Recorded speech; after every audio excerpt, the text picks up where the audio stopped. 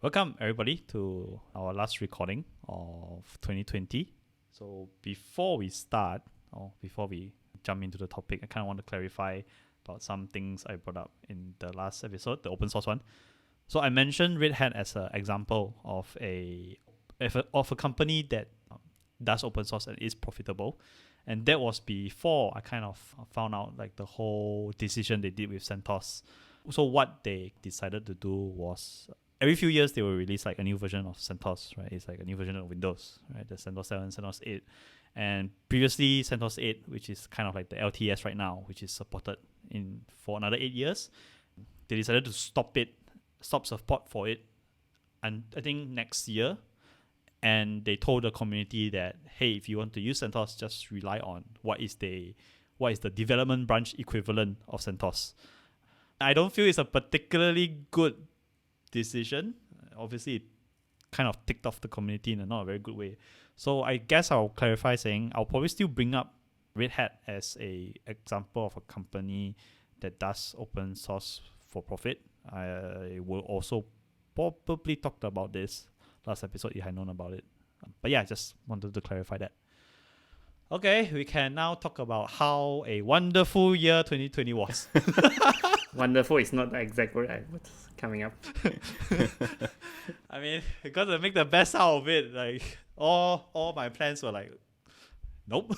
Yeah, flight tickets burned, dinners cancelled. Yes. Staycation becomes a thing. Yep.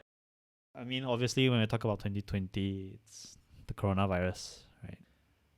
One thing good I think we mentioned previously was this definitely accelerated remote working. Yep.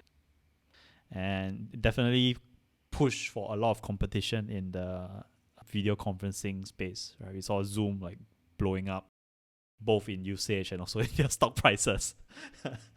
And Google was playing catch up. Right. I think they are now almost there, but I still feel that they're kind of lacking in some aspects with Zoom. Like I don't think can you do recording now? I'm not too sure. I don't think so.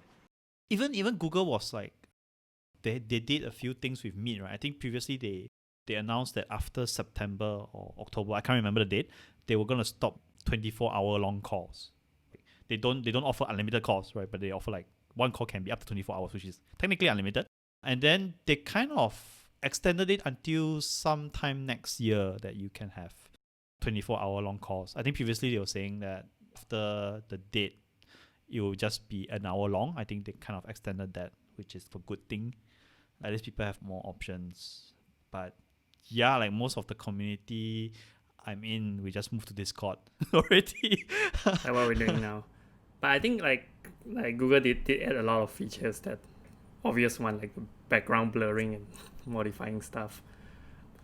I'm not sure about recording, but they definitely don't have like integrations yet, right? You can integrate to Workplace and all that stuff, like streams. But I guess, yeah, options. Good thing you can use Google Meet without standalone apps and still have all the features. But you have to use Chrome, whatever. Only for like the specific features, you only have to use Chrome, right? I don't think you need to. Yeah, backgrounds. I'm using Edge and it still have the background blur. So okay, Chromium based. right, Chromium based. It doesn't work with Firefox. I'm a Firefox user, okay? Right. Yes. I don't know, is it a this year thing? Hold on, let me check. Since we're talking about browsers, because I definitely saw this chatter on Twitter about chromeisbad.com. Yeah, it's this year. So I only use Chrome for work actually, and after this I was like, you know what, I'm just gonna uninstall it, and I'm using Firefox Dev Edition right now for work. Seems to be working fine. So yep. But yeah, basically they're saying in chromeisbad.com is that apparently what was the application? One of the agents in Keystone. Yeah, Keystone is an agent inside. Since forever, it's been there forever. But yeah, it's more obvious now, I guess. The impact. Yep. So I think it's the agent that handles the upgrading of Chrome, right? Yeah, what it does is it does hook up performance in the background. So they were saying, yeah, we don't know what exactly it's doing. Probably sending data back to Google for all we know. Most likely that's what is happening. But yeah, side tangent there. Well, you can switch to Edge. It doesn't have Keystone. So Keystone is specifically for Google. Yep. But update experience in Edge is not smooth as well. A couple of times I actually lost all my tabs from upgrading Edge. So yeah, it's not perfect. It is on the edge. Nice. Oh wait, we forgot to start this. We forgot to start the 2020 with a pun, right? It's like I should have said that. Let's look back to 2020 with a clear vision. Oh no, you are doing the puns now. I guess, yeah. I mean, we have to live up to a certain standard. But yeah, what else? I think, okay, so as part of that, which is something we mentioned before as well with the whole coronavirus thing, a lot of companies started to do remote onboarding and remote hiring. I don't see any negative feedback about like hiring remotely and that sort of thing. At least not from companies that switch. Okay, not any noticeable negative feedback, or at least no drama in Twitter about this. Nothing I could notice as well, specific about hiring. I think most are about like catching up with colleagues, like what we talked about last episode as well. But I think like there's also I don't know, this sentence has become so prevalent in 2020 is like, can you hear me every time? You have to say that like every single time you have a meeting. I mean, look at how long we had to prepare for this recording. Yeah, technical issues and stuff. Yeah. Yeah, I mean the listeners just get all the creamy goodness, right? But they don't know how long we had to set up this this call. But yeah. Can you hear me? Is a new hello now. Like after this, when all this is over, I'm just gonna greet people with "Can you hear me?" You're walking in the meeting room and like, can you hear me? Yeah, can you hear me? You open the door. Can you hear me? Yeah. Reminiscing the bad old days. and you're wearing shorts. Yes. Yeah. Imagine if you're not paying attention in your meeting and then people are like, "Oh, you look frozen to me." Yeah. I mean, that's provided we have an office to go back to, right? Like with this, a lot of companies just stop renting spaces. And I think the negative effect on the economy, on the whole coronavirus situation as well, we definitely see it impact several tech companies, right? For example, like Mozilla had to lay off a sizable chunk of their workforce.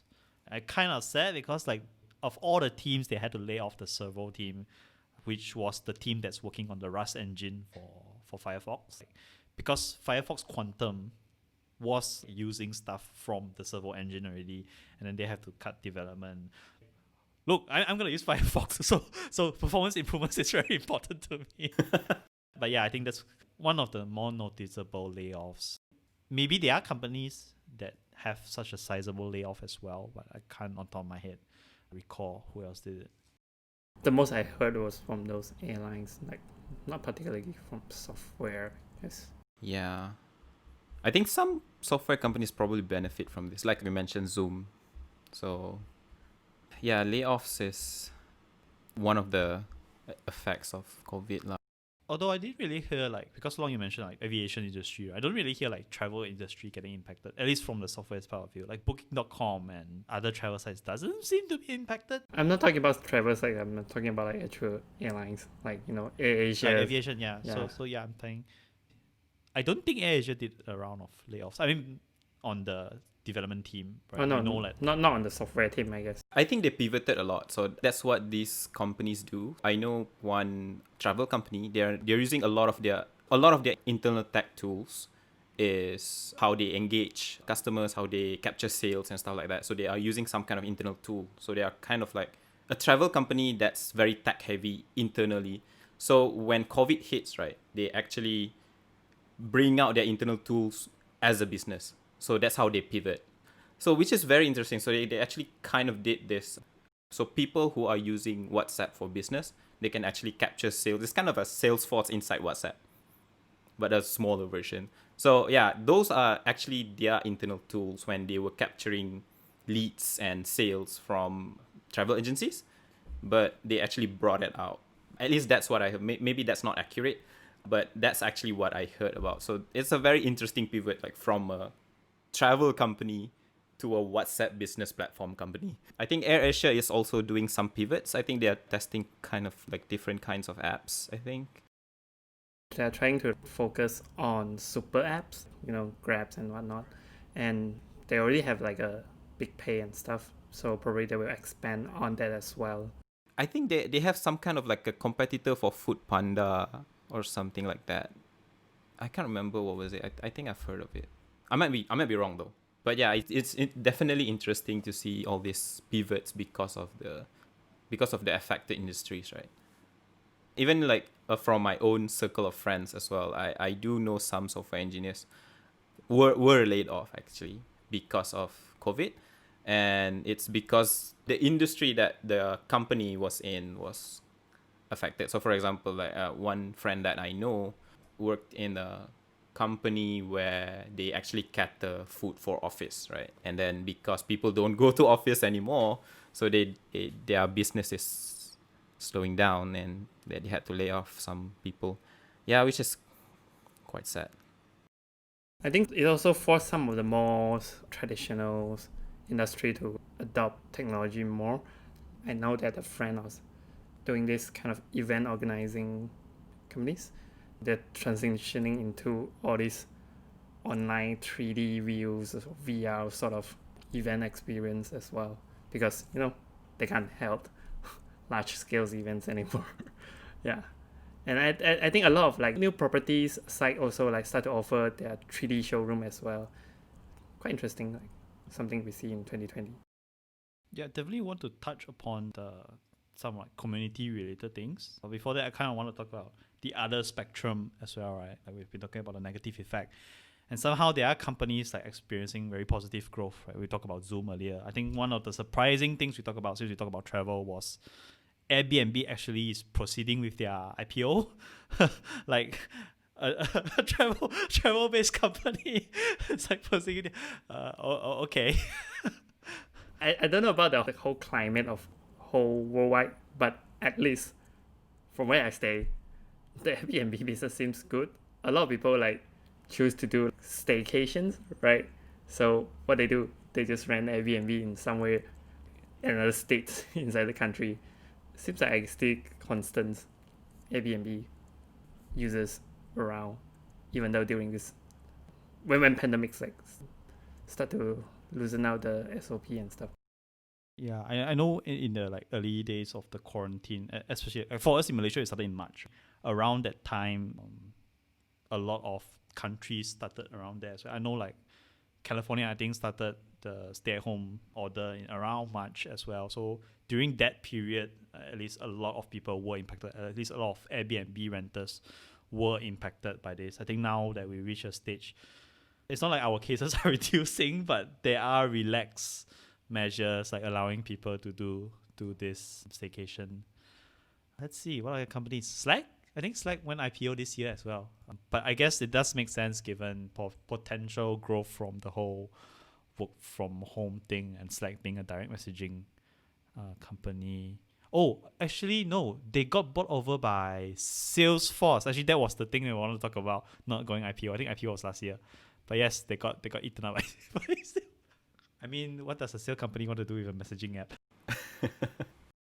I don't know. What strikes me most is what does a B2B company want to do with a B2C company? But I think Slack is actually used more by B2B. Yeah, I guess so. Like, okay, not corrections. It's more end user facing instead of like, I don't know. People would know what Slack is even if you don't use it at work. You may use it in some community or between your families and friends even. But it's very different from things like Salesforce. Like, I don't think most people know what Salesforce is. So it's a very weird acquisition for me. It's like people will first heard about Salesforce because of Slack. Could be. That's the only thing I find weird.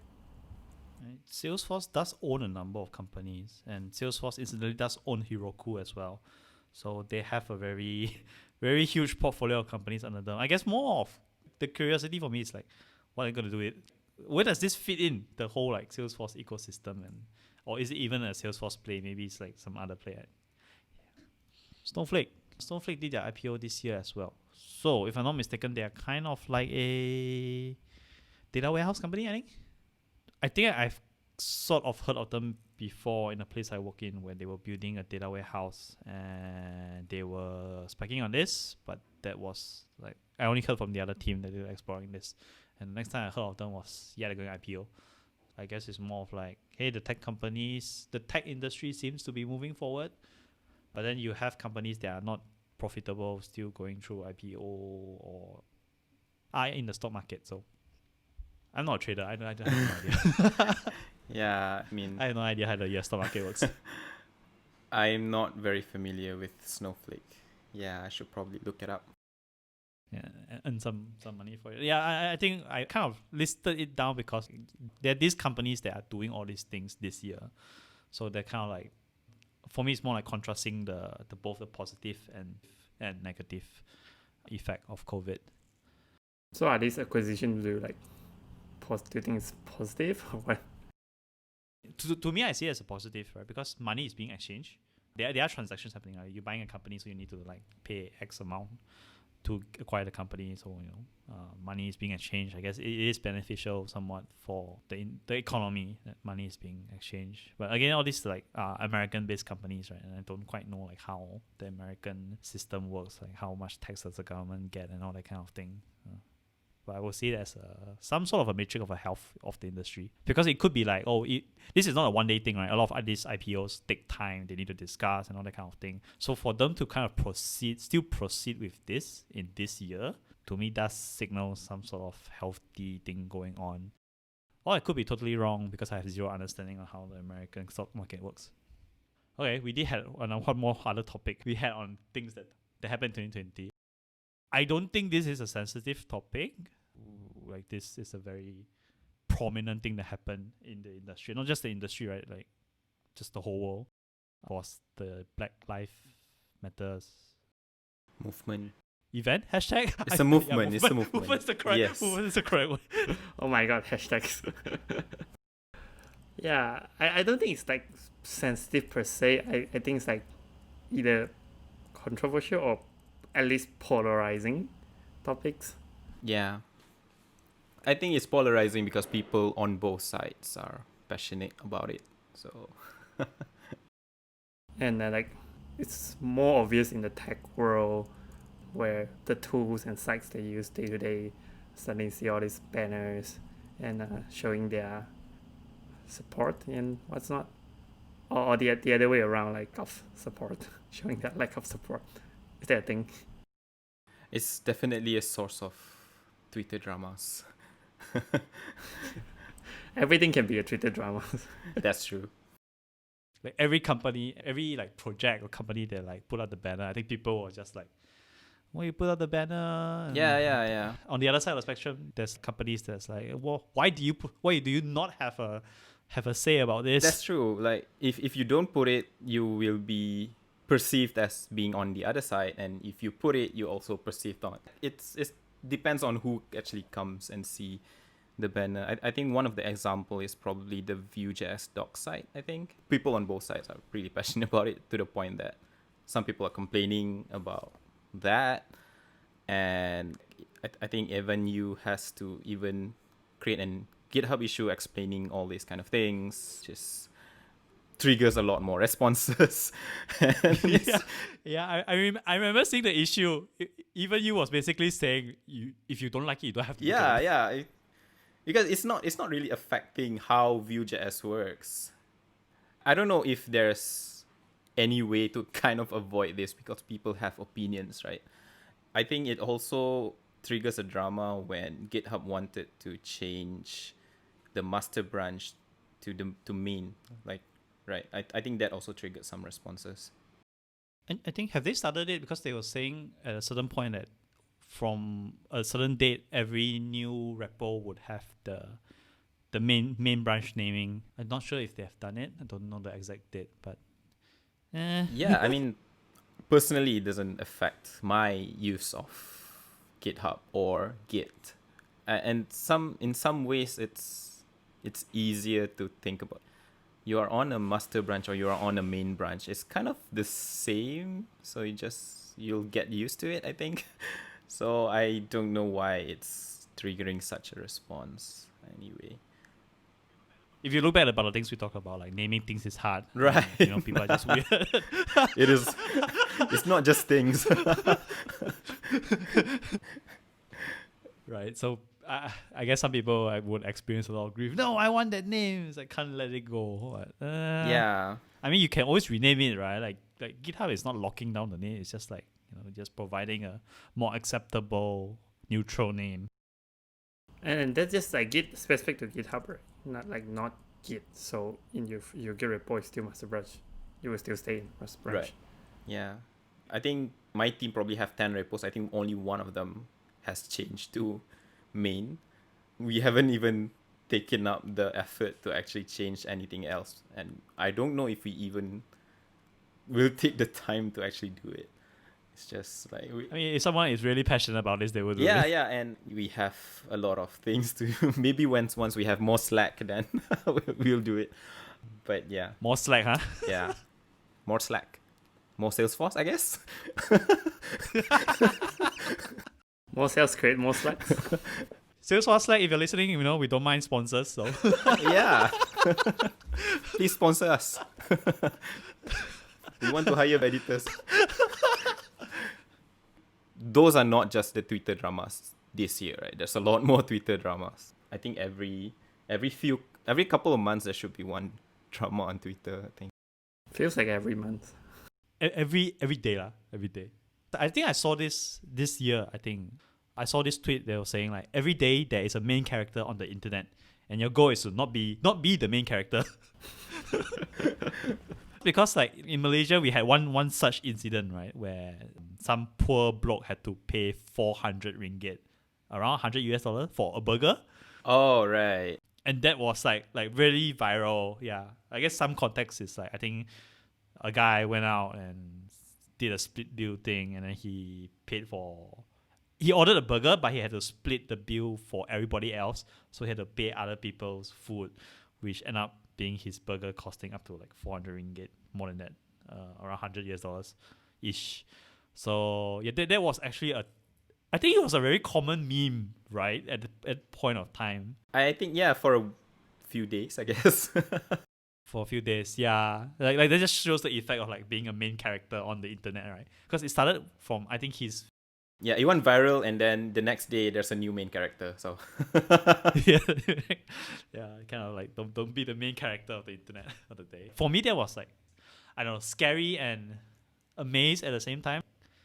This does happen before, right? But not at the pace where everybody is talking about it at almost the same time. And when someone makes an offhand reference to it, people will get it immediately. I guess it thanks to like pandemic lockdown, people are more active on social media instead of going travels.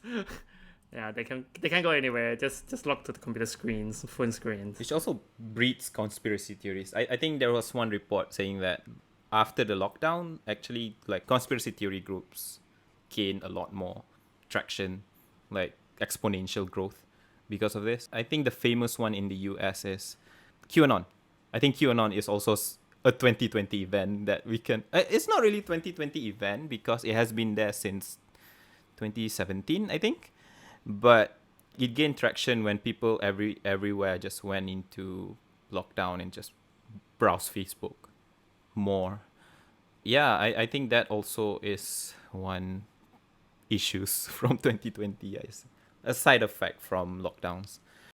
But talking about that, yeah, I think this quite recently as well, right? Like Facebook got handed a few antitrust charges. Was it Facebook? I'm pretty sure it was. I think it was Facebook. Facebook, right? About like because they have Instagram and what's the other company they own? WhatsApp. They own a lot. They own a lot of companies. Right, and it's like, yeah, they're controlling all this information flow, controlling conspiracy theory. Yeah, and like even this year, the US election, I'm gonna only touch on the Facebook ad about the US election. Okay, we're not gonna talk about anything else. Okay. But yeah, like because of the US election, there's a lot more increased activity in Facebook and all, right? So I think now they are looking into like the whole Facebook with the antitrust case. They're looking into Facebook as a huge company. with all this access to information and influence as well, right? Like in Instagram and in Facebook, the recommended feeds do come from the algorithm studying your behavior as a user.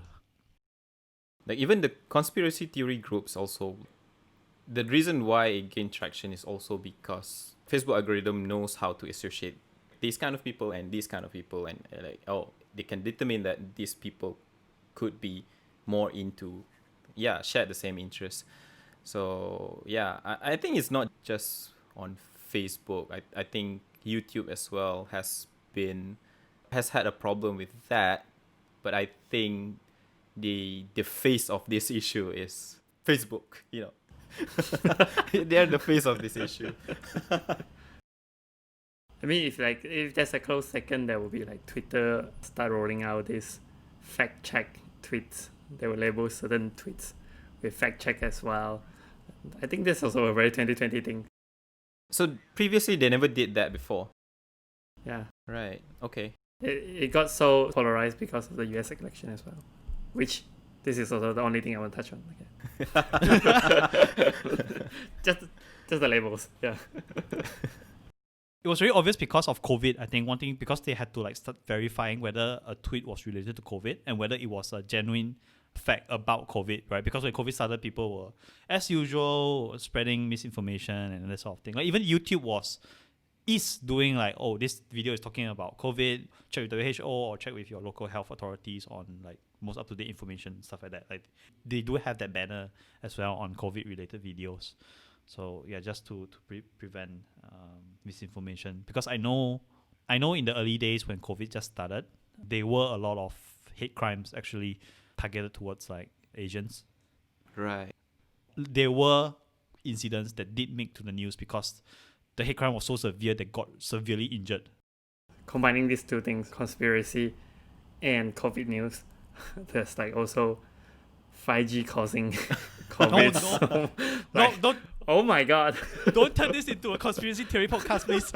Please. Okay. I feel like that's also very 2020 things like Yeah. The 5G causing spreading virus through what 5G. I don't know. Even have like map and visualizations. I think I saw that they actually associate that because the map is the same, like the 5G towers and the map of COVID is actually the same. They even have visualization, so that's why it makes the theory more compelling and people start go and destroy 5G towers. But it just makes sense that 5G towers are actually in populous areas.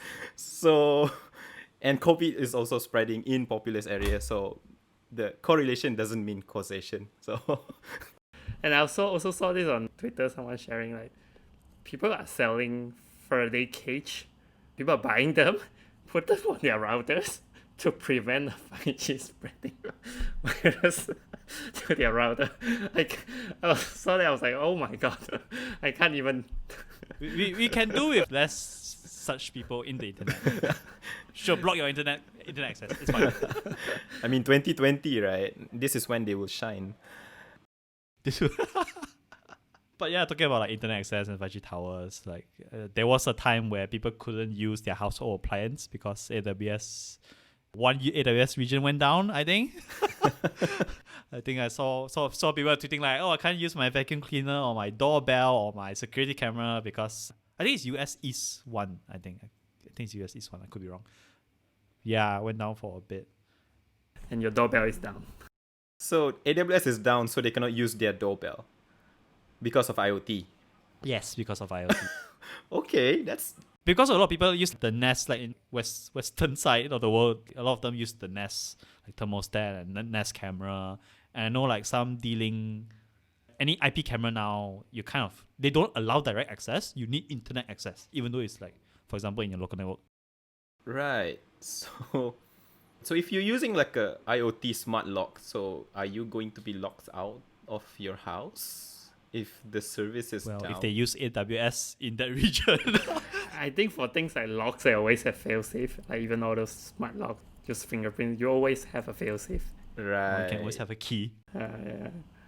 And I don't think AWS ever mentioned they're going to be 100% uptime, right? They do state their expected uptime, which is like depending on different service, they have different SLOs for their uptime. So, but it was funny seeing all these antidotes online. Yeah, I think Google was also down this month, I think. Or Quite recent, I started November, December. Yeah, I was reading the post-mortem report actually. It's because I think it was a misconfigured IAM setting that caused the limit to be lower, and then it just because IAM is tied to everything, right? So I think a lot of people noticed it because YouTube was down, and it was because the IAM limit was lower. So if people hit the IAM limit of the service, then you can't basically log in lah. Yeah, that was interesting. But again, Google never mentioned like we're gonna be 100% uptime. So I think Gmail was down as well, right? yes, because everything ties back to their IAM, their access management. I think I saw this one very funny article. So it just says that we tried to reach Google for comment, but their spokesperson cannot access their email because like Gmail is down. So Google is down, right? They're using Gmail, so they cannot access their email. So that's very funny. But that kind of goes to say like, for example, if you're a tech company or even if you're a non-tech company but you're looking for a service, actually not really relevant like if you're a non-tech company. But if you're a tech company, you might want to think about all these things, take into account their SLOs and provide some other alternate way that provides access to your user. Or yeah, it's hard multi-cloud is like a totally touchy thing to talk about. But it's not just the multi-cloud thing, right? Like if you're using SSO and Gmail is down, so it's also gonna affect.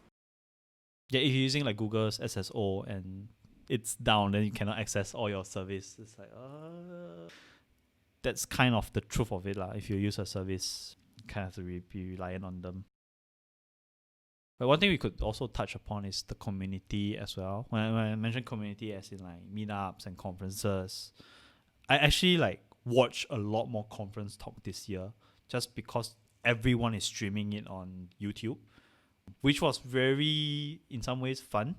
Because I was planning like beginning of the year to fly to like attend some conferences, and then it's like, oh, all these conferences and a lot more are available online. I was like, okay, I'll just watch them. Like I watched talks from like China and Japan and some European countries, and that was like, I wouldn't be able to fly to so many countries. It was in a normal year, so that was one thing. In the old normal, you mean?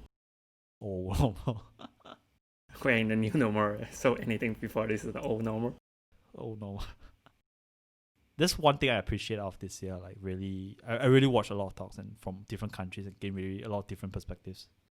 But I think like one of the things I noticed also depends on the organizer. Some talk becomes very, because it's online, if they didn't prepare for the interaction session properly, it can be quite chaotic.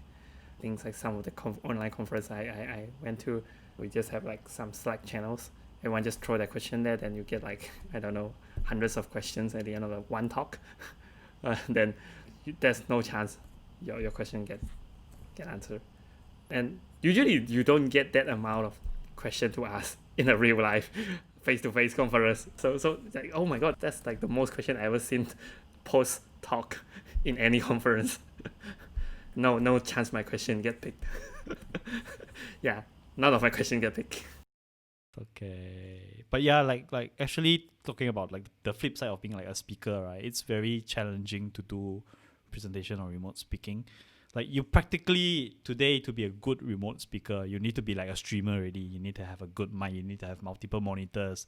You need to learn how to like switch scenes and that sort of thing. Like it's tough. Previously, it's easier when you do a face-to-face talk because you just look at the slides and you can look at the audience. And now your audience is like text because it's all chat. And you also need a good moderator as well. Like for example, you mentioned like Slack channel, because the speaker can't be handling so many things, right? They need a moderator to help them like go through chat and pick out questions for them. So that is one challenge of it lah.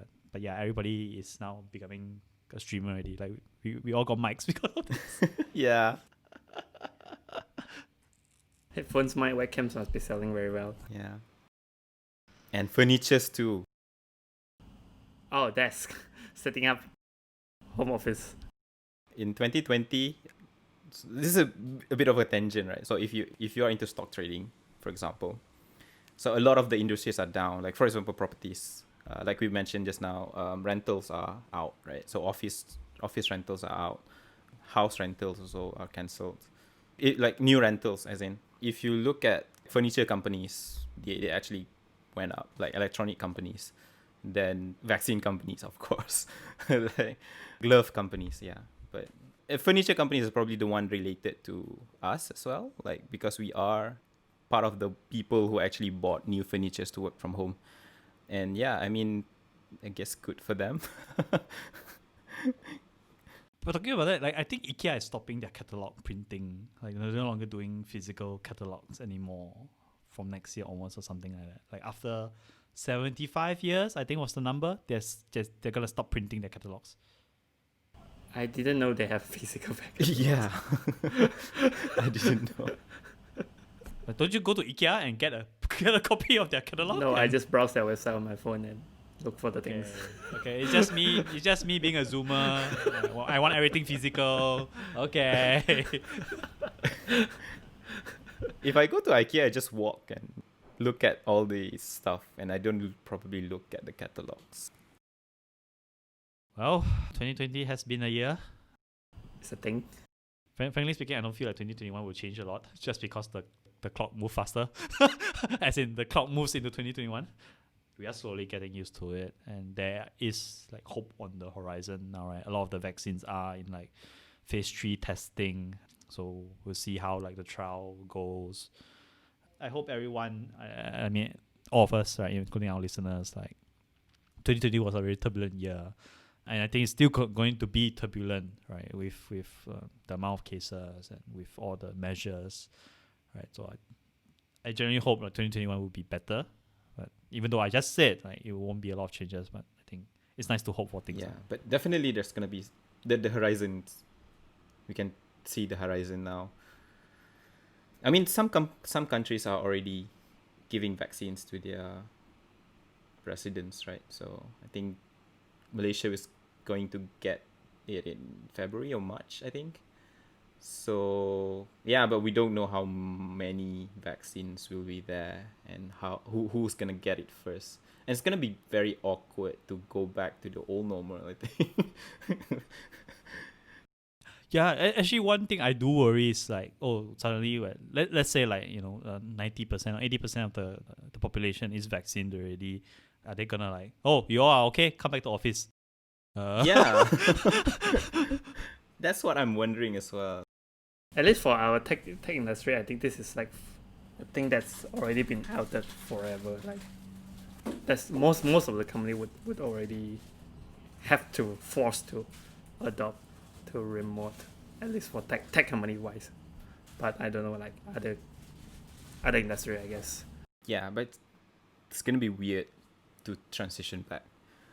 I don't know if you guys feel it. I mean, this is going a bit tangent again, but I don't know if you guys feel it. Like sometimes I watch Netflix and I watch movies like pre-COVID that doesn't have social distancing, and I felt it in myself. Like, why are you not social distancing? I get you. When I watch the scenes, like, why are you not wearing masks? I was just telling my wife the other day. I was like, I watched movie from 2018 and was like, why are these people not socially distancing? Or is the other feeling where it's so nice to like just be carefree and go out and talk to people. You don't have to wear masks and all that kind of thing. Yeah, I think yesterday I watched this YouTube videos of people in the mall some years ago. They just walk in the mall and then people playing piano, and then like two strangers join in the piano players to play the piano together. It's like, oh my god, that's not gonna happen again. Like 3 people playing piano together, strangers in the mall, people walking around. We'll get there. It's just a matter of when. We'll get there. Okay, so this has been our wrap up for 2020. You'll probably be listening this in 2021 because of when we record this. I hope everyone do well in 2021 and stay safe with COVID still going around. Long, what's the ending words again? Don't let your Kopi overflow. All right. Thanks, everybody. All right. Thanks, everyone.